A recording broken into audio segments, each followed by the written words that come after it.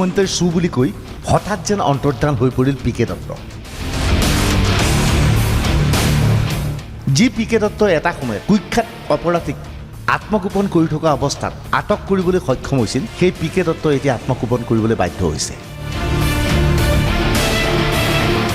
আৰক্ষীৰ প্ৰশ্ন কাকত ফাদিল কেলেংকাৰীত জড়িত হৈ পৰা পি কে দত্তৰ সন্ধানত অভিযান চলাই আৰক্ষী বাহিনী ব্যৰ্থ হৈছে। পি কে দত্ত ক'ত হেৰাল? ঘৰত তালাচী অভিযান চলাব বুলি পি কে দত্তই আগতীয়া তথ্য পাইছিল নেকি? এতিয়া অসম আৰক্ষী ব্যস্ত কেৱল পি কে দত্তৰ সন্ধানত। কিন্তু SI পৰীক্ষাৰ প্ৰশ্ন কাকত একাংশ বিজেপি নেতাৰ হাতত কেনেকৈ পৰিলে তাৰ তদন্ত স্তব্ধ। DY 365 24 ঘণ্টা অনুষ্ঠানত ইতিমধ্যে আমি কৈছোঁ যে প্ৰশ্ন কাকত ফাদিলৰ ঘটনাটোৰ সৈতে দুটা বিষয় সমান্তৰালভাৱে জড়িত আছিল।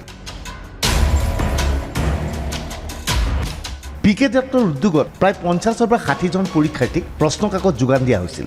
বিনিময়ত প্ৰতিজন পৰীক্ষাৰ্থীৰ পৰা 10ৰ পৰা 15 লাখ টকা সংগ্ৰহ কৰা হৈছিল। অৰ্থাৎ আৰক্ষীৰ উপ পৰিদৰ্শকৰ প্ৰায় 600 পদৰ ভিতৰত 50টা পদ টকাৰ বিনিময়ত দিব ওলাইছিল পি কে দত্তই। আৰু এই ক্ষেত্ৰত তেওঁ সহযোগ কৰিছিল পুলিচ ৰিক্ৰুটমেণ্ট বৰ্ডৰ কোনো সদস্যই।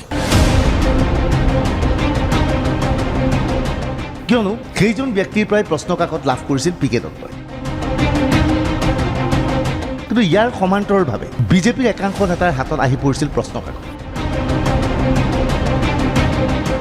মূলতঃ RSS আৰু বিজেপিৰ একাংশ নেতাই দলীয় একাংশ সদস্যক আৰক্ষী উপ পৰিদৰ্শক হিচাপে নিযুক্তি দিয়াবলৈ এই প্ৰশ্ন কাকত সংগ্ৰহ কৰিছিল। আৰু এই প্ৰশ্ন কাকত বিভিন্ন পৰীক্ষাৰ্থীৰ মাজত বিলাই দিছিল। সেই পৰীক্ষাৰ্থীসকল আছিল বিজেপিৰ অতি ঘনিষ্ঠ ব্যক্তি। 24 ঘণ্টাৰ হাতত অহা শেহতীয়া তথ্য অনুসৰি বিজেপিৰ নেতা অথবা RSSৰ একাংশ সদস্যই পৰীক্ষাৰ্থীৰ মাজত বিতৰণ কৰা প্ৰশ্ন কাকত আৰু মূল প্ৰশ্ন কাকতৰ মাজত কিছু তফাত আছে। মূল প্ৰশ্ন কাকতৰ আটাইবোৰ প্ৰশ্নৰ লগতে বিজেপি আৰু RSSৰ নেতাই বিতৰণ কৰা প্ৰশ্ন কাকতত 20-30টা নতুন প্ৰশ্ন সন্নিৱিষ্ট কৰি দিয়া হৈছে। ইয়াৰ দ্বাৰা ধাৰণা দিব বিচৰা হৈছে যে প্ৰকৃততে প্ৰশ্ন কাকত ফাদিল হোৱা নাই। এইখিনি সময়তে আন কেইবাজনো বিধায়কৰ নামো জড়িত হৈ পৰিছে। এইজন বিমল বৰা, মুখ্যমন্ত্ৰী সৰ্বানন্দ সোণোৱালৰ অতিকৈ ঘনিষ্ঠ। টিংখঙৰ বিজেপি বিধায়ক বিমল বৰাক ঘনে ঘনে দেখা যায় মুখ্যমন্ত্ৰী সৰ্বানন্দ সোণোৱালৰ কাষত। অভিযোগ মতে বিমল বৰাৰ হাততো আহি পৰিছিল আৰক্ষীৰ উপ পৰিদৰ্শক পৰীক্ষাৰ প্ৰশ্ন কাকত। মুখ্যমন্ত্ৰীৰ ঘনিষ্ঠ টিংখঙৰ বিমল বৰাৰ নাম হঠাৎ সন্মুখলৈ আহিছে। বিমল বৰাই টিংখঙৰ এখন বিদ্যালয়ত এক বিশেষ প্ৰশিক্ষণৰ আয়োজন কৰিছিল। আৰক্ষীৰ পৰীক্ষাৰ কেনেকৈ অৱতীৰ্ণ হ'ব তাৰেই প্ৰশিক্ষণ দিছিল একাংশ নিৰ্দিষ্ট পাৰ্টি। প্ৰশিক্ষণৰ দিনা ভোজ ভাতৰ ব্যৱস্থা কৰা হৈছিল। প্ৰশিক্ষাৰ্থীসকলক যিবোৰ প্ৰশ্ন দিয়া হৈছিল তাৰেই অধিকাংশ প্ৰশ্ন মিলিছিল SI পৰীক্ষাৰ প্ৰশ্নৰ লগত।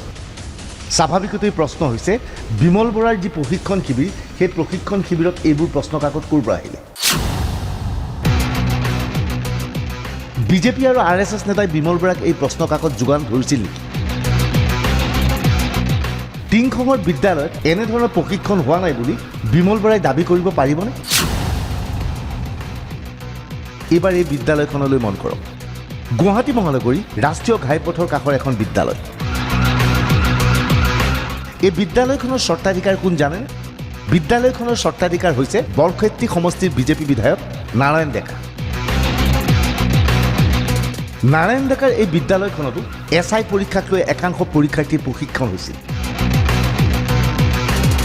এদিনীয়াভাৱে অনুষ্ঠিত হৈছিল এই প্ৰশিক্ষণ। এই প্ৰশিক্ষণত নাৰায়ণ ডেকাই বৰক্ষেত্ৰীৰ নিৰ্বাচিত প্ৰাৰ্থীক লৈ আনিছিল আৰু তেওঁলোকক প্ৰশিক্ষণৰ ব্যৱস্থা কৰিছিল। তেওঁলোকৰ সন্মুখত ৰখা হৈছিল নিৰ্দিষ্ট প্ৰশ্ন কাকত।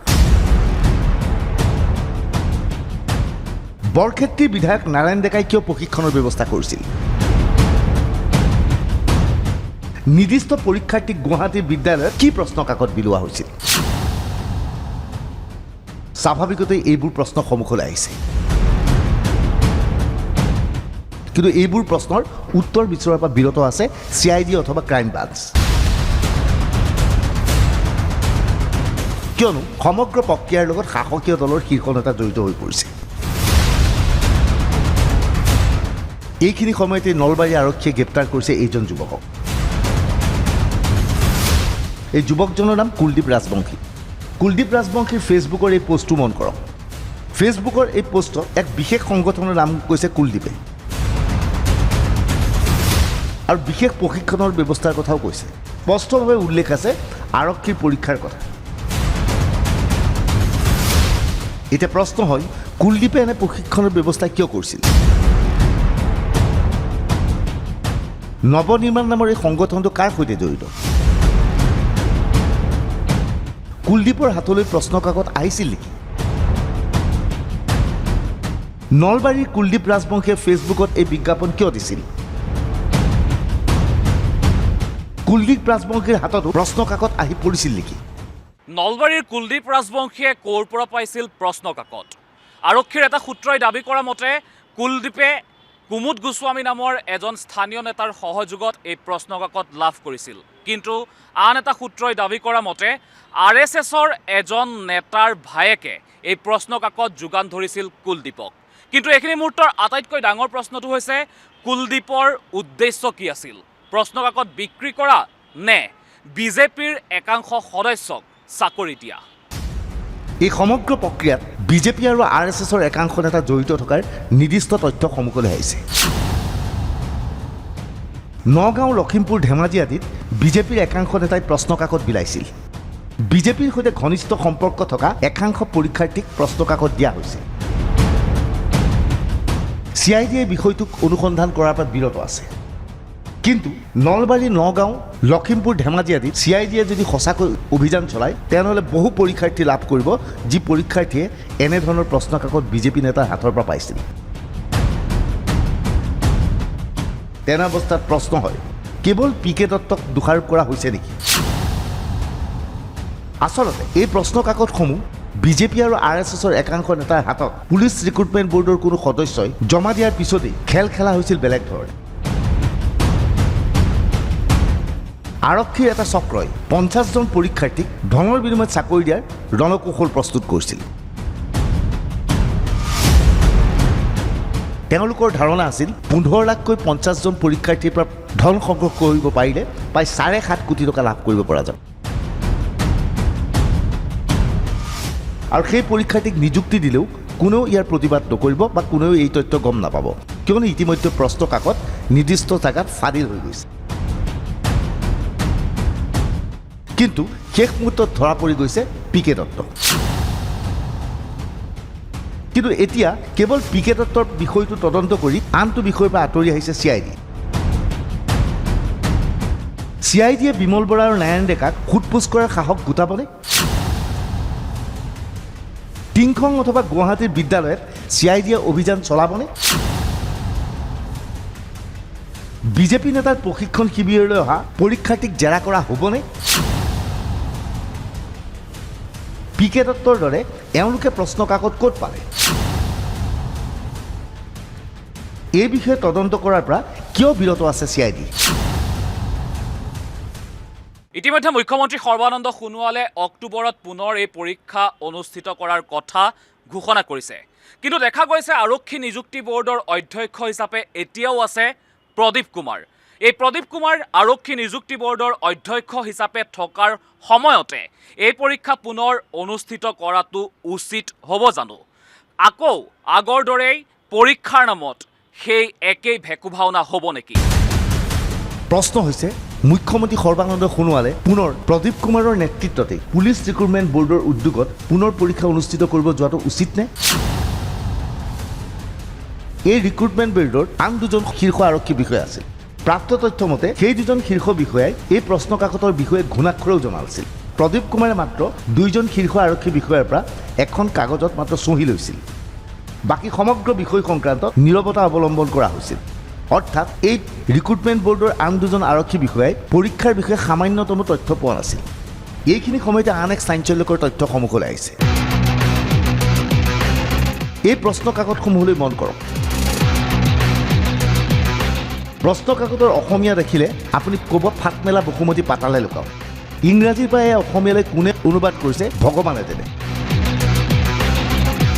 কিন্তু শেহতীয়া তথ্য মতে পুলিচ ৰিক্ৰুটমেণ্ট বৰ্ডৰ এই প্ৰশ্ন কাকতসমূহ প্ৰস্তুত কৰিছিল ৰিক্ৰুটমেণ্ট বৰ্ডৰ অধ্যক্ষ প্ৰদীপ কুমাৰৰ পত্নীয়ে।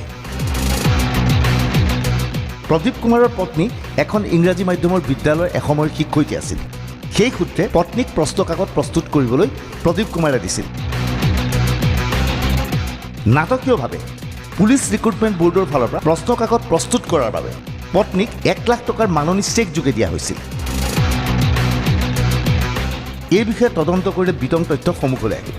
আৰক্ষী নিযুক্তি পৰিষদৰ অধ্যক্ষৰ দায়িত্বত থকা প্ৰদীপ কুমাৰৰ বিৰুদ্ধে কিয় ব্যৱস্থা লোৱা হোৱা নাই? এই প্ৰদীপ কুমাৰৰ নেতৃত্বতে পুনৰ পৰীক্ষা অনুষ্ঠিত কৰাটো উচিত নে? পৰীক্ষা স্বচ্ছ হ'ব বুলি মুখ্যমন্ত্ৰীয়ে গেৰেণ্টি দিব পাৰিবনে? দুৰ্নীতিৰ বিৰুদ্ধে শূন্য সহনশীলতাৰ কথা কৈ চৰকাৰ গঠন কৰিছিল সৰ্বানন্দ সোণোৱাল চৰকাৰে। চৰকাৰৰ কাৰ্যকাল শেষ হ'বৰ সময় হ'ল। এনে অৱস্থাত নিবনুৱাসকলে সংস্থাপন বিচাৰে, কিন্তু নিবনুৱাসকলে এতিয়া হতাশ। সংস্থাপন পাবলৈ হ'লে হয় তেওঁ বিজেপি কৰ্মী হ'ব লাগিব, নহ'লে তেওঁ 15 লাখৰ পৰা 20 লাখ টকা ধন দিব লাগিব। এয়াই নেকি সততা? এনে অৱস্থাত নিৰ্বাচনৰ প্ৰাক মুহূৰ্তত ৰাজ্যৰ নিবনুৱাসকলৰ প্ৰশ্ন, এইখন চৰকাৰক আমি কি ভৰসা কৰিম? পূৰ্বৰ তৰুণ গগৈ চৰকাৰ আৰু এতিয়াৰ সৰ্বানন্দ চৰকাৰৰ মাজত কিবা পাৰ্থক্য আছেনে?